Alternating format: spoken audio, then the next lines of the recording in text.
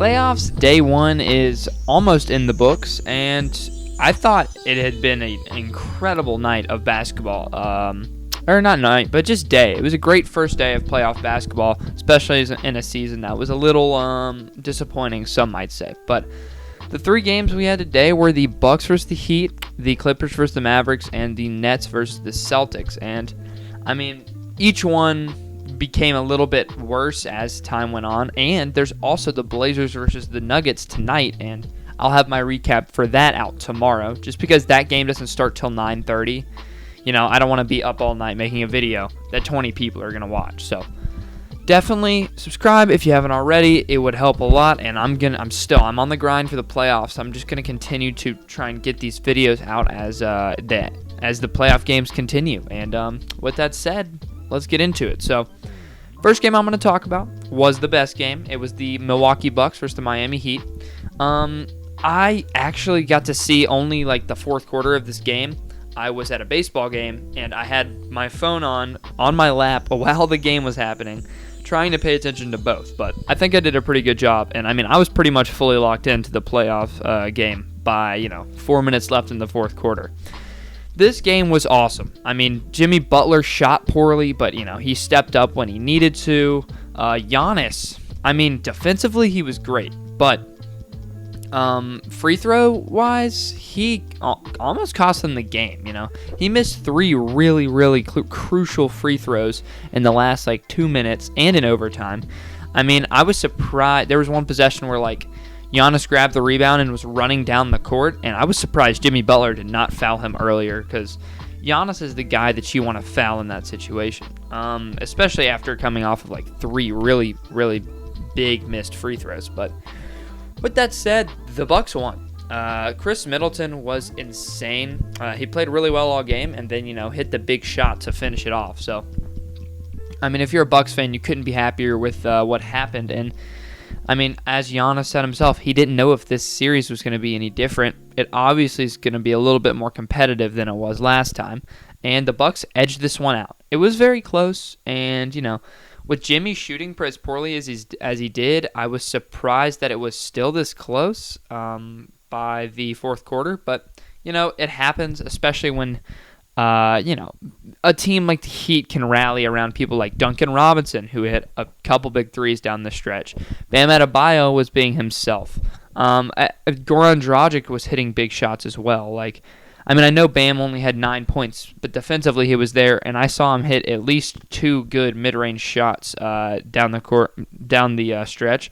Duncan Robinson had 24. Goran Dragic had 25.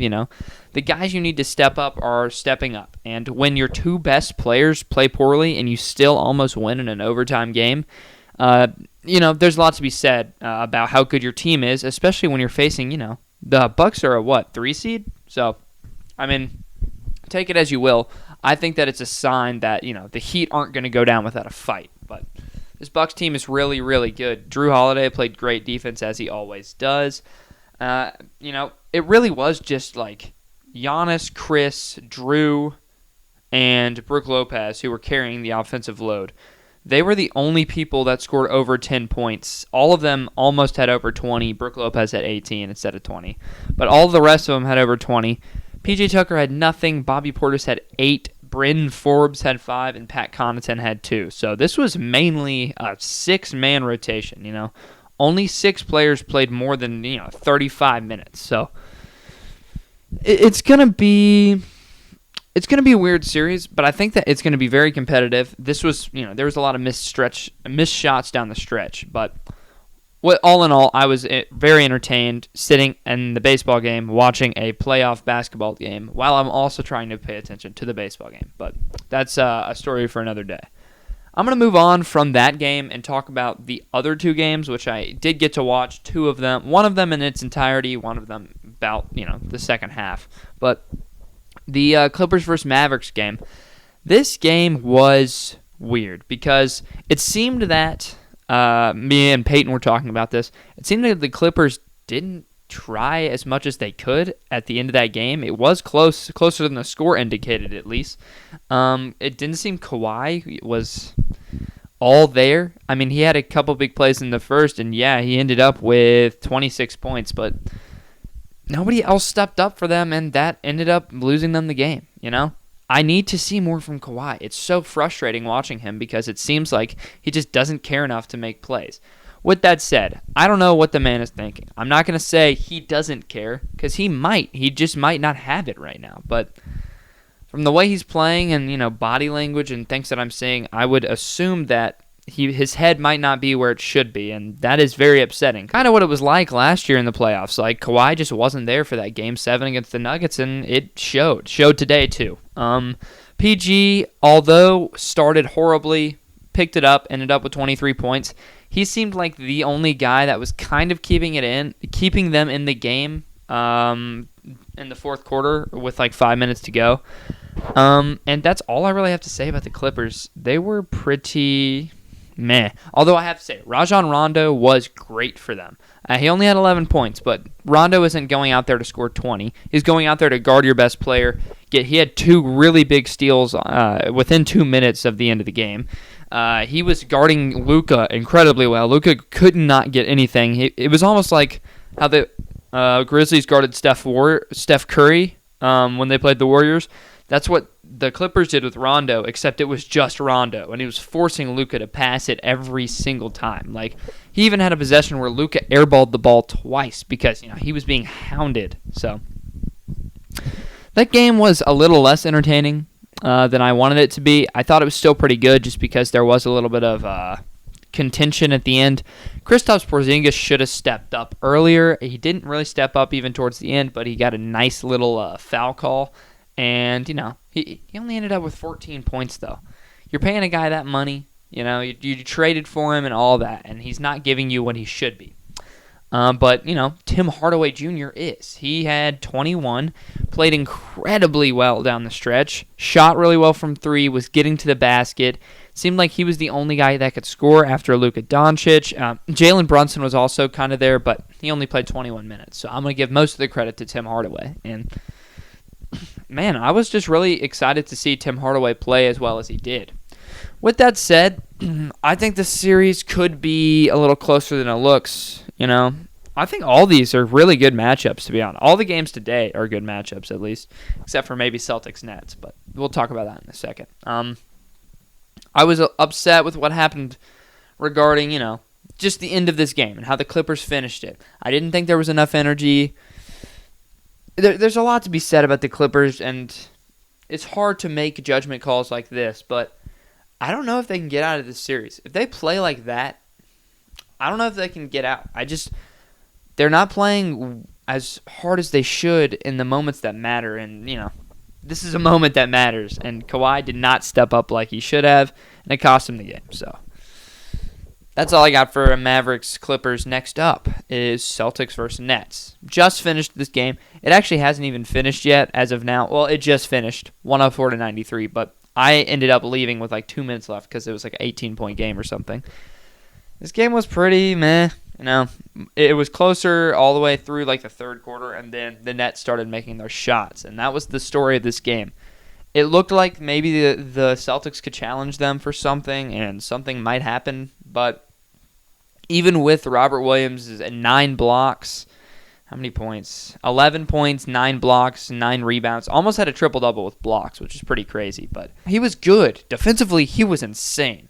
And offensively, they tried their best, but at the end of the day, everything fell on Tatum's shoulders, and he only scored 22 and shot 3 for 15 after going 3 for 3 to begin the game. It was pretty sad because it wasn't just Tatum's fault, I have to say.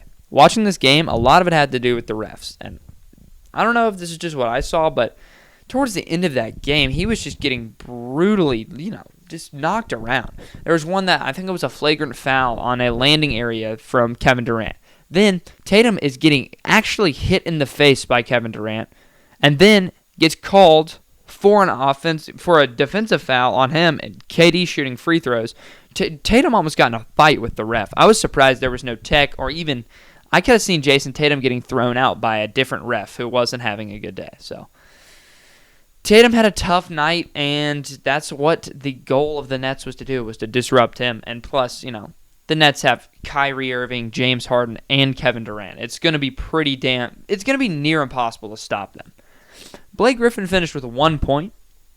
I was a little surprised to see that he wasn't involved more, but I guess, he hasn't been involved throughout his time with the Nets, and he's more of a defense assist, veteran IQ guy than he is a scorer, and that's just how it is now. Joe Harris did not shoot well. The Nets didn't shoot well in general. That's why the Celtics were in the game. It's because the Nets couldn't shoot. They started off over 10 from 3, and it ended up shooting 24% from 3. So that's why this game was close. It's because the Nets weren't shooting well. And even then, they still won by 11. I don't think this is going to be a series. Tatum did only score 22, but my thoughts here are that this is probably going to get cleaned up pretty fast. I can see the Celtics getting one game just off of a crazy Jason Tatum game, but I think this is going to be max 5 games. Nets are out. And Nets are into the next round. Nets are out of this series, But Celtics probably not going to make it out. That was expected, especially after the news that Jaylen Brown would not be playing the rest of the season. So, a little upsetting there. Next up, Blazers Nuggets. This game has not happened yet, as of now. What time is it? 9:53, May 22nd, 2021. The game I'm about to speak of has not happened. So when my prediction is right, you can come back to this moment. But for now, I'm just going to go into it. Blazers, Nuggets, this is going to be a good game. I'm excited to see this series. A lot of people have a lot of faith in the Blazers. And somebody who loves Damian Lillard, I think they have a shot. I'm going to give the Nuggets this series. And ultimately, I think that it's going to come down to what can Dame do? This team for the Blazers is really good. Defensively, they're good. They've got Nurkic, who's pretty damn good as a defensive center, gets you a lot of boards. They've got Dame, who isn't great defensively, but it's Damian Lillard. They got Norman Powell, who's great. I see a lot of potential here, and they obviously are putting something special together, but it's tough because the Denver Nuggets have been on such a tear recently, even without one of their best players in Jamal Murray. Jokic has been great. Aaron Gordon has been great. MPJ has been incredible. I think this team is really good. They've been playing really well. They have the MVP of the league in Nikola Jokic. And with that said, I'm going to pick Nuggets in 6. Nuggets in 6. And come back to this moment when they win. With that said, I'm going to wrap this video up because it's getting a little too long, and I am rambling. So, thank you so much for watching. If you got this far, please do like and subscribe if you enjoy. I'm going to try my best to get a recap video out for the Blazers and the Nuggets, but, might not happen. But we'll see. I'm definitely trying to grind through these playoffs, but it's tough. If you haven't noticed, posted 4 videos in the past, 3 days. 3 of them have been at, midnight, so we'll see how it goes. Trying my best, but thank you so much for watching, and peace.